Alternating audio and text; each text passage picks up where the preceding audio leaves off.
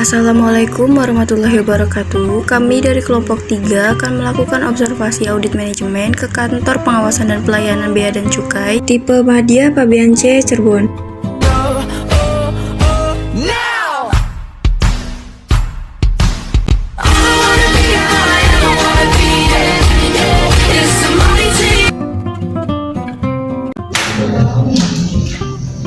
Assalamualaikum warahmatullahi wabarakatuh. Waalaikumsalam warahmatullahi wabarakatuh.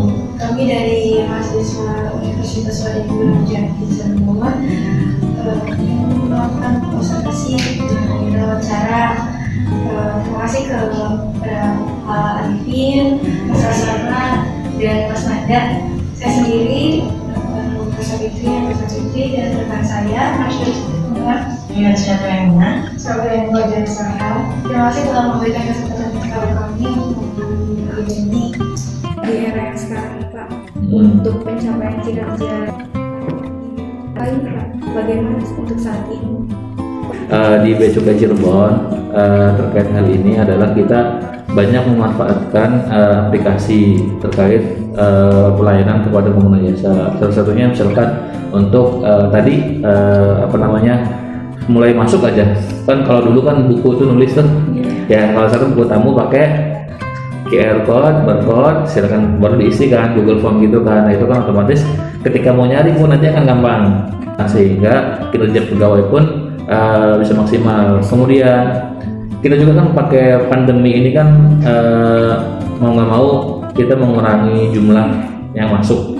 Sampai sekarang pun masih ada WFO ini yang buat masalah nih. Kita baru siapa yang harus masuk kerja di rumah, siapa yang harus kerja di kantor. Tentu itu kan memanfaatkan teknologi informasi juga. Jadi pekerjaan-pekerjaan itu kita bisa kerjakan di rumah, walaupun kita di rumah kita bisa tetap kerja. Itu misalkan untuk sinkronisasi data, kita punya namanya Ciwaringin, yaitu Cirebon Data and Sharing gitulah, data sharing gitu. Jadi intinya kita punya Ciwaringin. Jadi intinya adalah kita di rumah pun bisa akses data itu. Nah, menurutmu sekarang kan udah jaringan WiFi kita otomatis wajib punya di rumah pun kan, karena memang ada Zoom, ada apa. Nah, kita bisa akses tuh dengan Ciwaringin, kita bisa akses ke data yang ada di kantor. Jadi kita punya data center kita bisa ngambil kapanpun dengan akun kita harus login dulu pakai akun kita. Jadi kalau orang luar nggak bisa masuk. Jadi gitu, dalam menghadapi entah 4.0 ataupun dipercepat dengan pandemi, kita tetap meningkatkan kinerja dengan cara berbagai aplikasi tadi, seperti itu. Berarti karyawannya tuh harus punya keterampilan digital juga berarti ya? Ya, itu udah sesuatu yang melekat. Kalau zaman sekarang, apalagi di sini kan banyak yang milenial juga tuh. Banyak yang Harus menyesuaikan dengan. Iya, betul. Jadi kemampuan terkait teknologi, pengoperasian komputer, laptop itu sudah suatu hal yang wajib, yang gitu. Jadi semuanya udah bisa lah sekarang begitu. Ada yang di rumah ya Pak. Nah, itu bagaimana sih cara dari pihak yang di kantornya untuk ngawasin yang kerjanya di rumah gitu Pak? Nah, kan ada yang di rumah tuh kan nggak tahu kerja atau kemana orangnya gitu. Bagaimana? Terkait ini pun, sebelum kita pandemi, kita sudah punya yang namanya MyTask. Apa itu aplikasi MyTask? Yaitu adalah aplikasi untuk melaporkan kinerja kita gitu. Jadi hari ini, jadi gini, kita punya aplikasi Nadine, naskah dinas elektronik. Kalau kita melaksanakan rapat yang ada undangan di situ dan melaksanakan konsep surat yang ada di situ, itu otomatis terekam sebagai pekerjaan kita hari itu. Gitu. Jadi misalkan saya hari ini bikin konsep apa, ataupun ada pekerjaan yang sifatnya manual, dalam arti tidak terdokumentasi di Nadine ya, itu kita bisa input di situ bahwa saya melaksanakan ini, atau misalkan gini, saya menyusun konsep kebijakan mutasi di internal, itu kan bukan di naskah dinas elektronik, tapi memang kita harus ini lampu udah lama berapa kerja nih, dia di sini di unit ini berapa, dia harus geser kemana. Nah, itu kan manual tuh bikinnya. Nah, itu kan nggak bisa otomatis kerekam, maka saya input, saya bikin konsep ini dari jam segini sampai segini, dan itu dilaporkan ke atas setiap hari, dan nanti atasnya yang menyetujui benar nggak nih si anak ini melakukan, produknya kan kelihatan tuh. Jadi kita udah menggunakan aplikasi MyTask. Bahkan absen pagi, absen pulang pun kita pakai aplikasi itu. Kita punya namanya aplikasi MyCesa. MyCesa itu apa? Jadi gini, saya absen, kan saya tugasnya di rumah dari kantor, hari kan di kantor. maka saya klik Mejesa. Nah, dia tuh langsung akan ngetek lokasi plus foto. Kalau lokasi itu titik kamu absenin, tapi kalau foto kan mau nggak mau harus foto. Nah, itu untuk menghindari jangan sampai titik absen, karena harus nih gitu ini tuh lokasi langsung di kantor bea cukai, lokasinya langsung kedetek dia. Bukan presensi, harus ambil foto dulu. Untuk aplikasinya udah berjalan berapa lama? Udah lama, tapi ini dipercepat ketika pandemi tahun 2020. Setelah itu setiap awal tahun ini kita akan ditetapkan kontrak kerja. Jadi memang 4 target capaian yang harus dicapai. Jadi nggak serta-merta data harusnya mau main internet, nggak bisa. Kalau dia nggak tercapai, jadi nanti kinerja tunjangannya jelek. Gitu kinerjanya, karena ada namanya tunjangan kerja. Nah itu tukin nanti yang secara akumulasi itu nanti jelek capaiannya, karena ini berdasarkan capaian sikap dan capaian kinerja pegawai tahunan. Kalau capaian kinerja jelek ya dia tunjangannya juga jelek.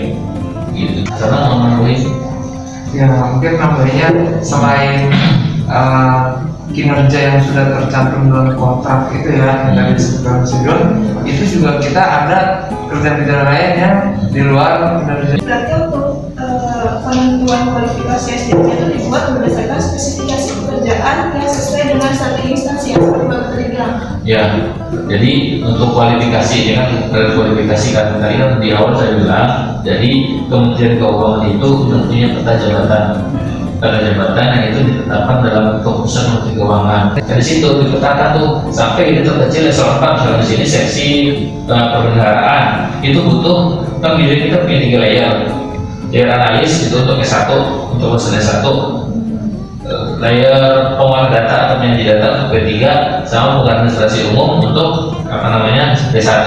Jadi nah ini data peta jabatan ini disandingkan dengan analisis beban kinerja untuk dari APK, maka akan muncul data kebutuhan pegawai dari beban kerja yang sehari-hari. Di seksi perban butuh 2 orang analis, misalkan seperti itu, 2 orang analis yang kompetensinya kalau diperlukan kan terkait penerimaan, misalkan terkait proses ekonomi lah, gitulah, ekonomi atau akuntansi misalkan seperti itu untuk catatan penerimaan. Nanti kita tuh, berarti di sini butuh 2 orang analis atau butuh 1 orang penyaji data. Nah, dari beban kerja ternyata realnya, budgetingnya analis cuma ada 1, berarti kurangnya 1 nih.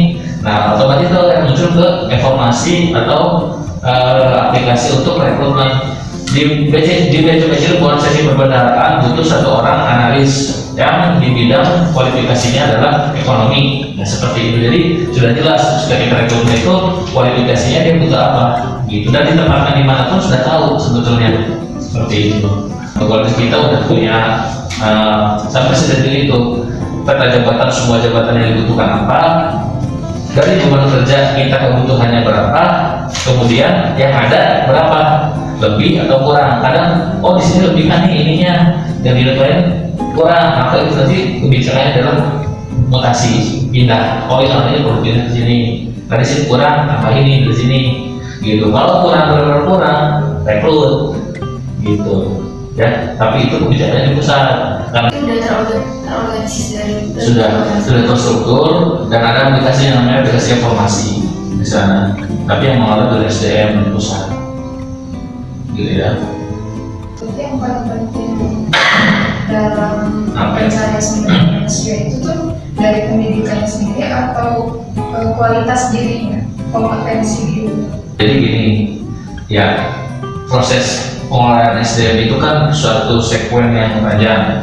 Ya kan, pertama misalkan rekrutmen, ya kan, formasi, rekrutmen sendiri dibagi kan, formasi, seleksi, kemudian rekrutmen, dapatkan, terus baru penempatan. Di tengah itu ada proses pengembangan kompetensi pegawai, ya kan, pengembangan kompetensi pegawai, dan sampai di akhir nanti dia sampai pensiun. Nah, kalau yang tadi ada sampaikan itu adalah kaitan dengan kompetensi kan ya.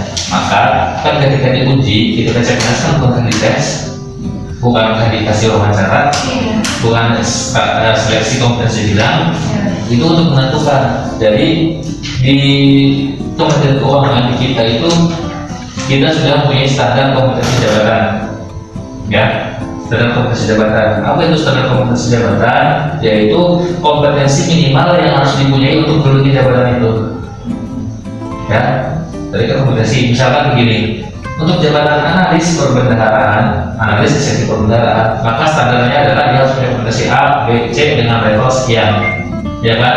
Ketika rekrutmen hasil wawancara itu tidak memenuhi, maka itu akan terjadi namanya ada gap kompetensi. Benar nggak? Ya. Jangan dong, standarnya segini, dia cuma di level segini, ya kan? Apa yang dilakukan? Waktu ini yang dikembangkan supaya memenuhi gitu.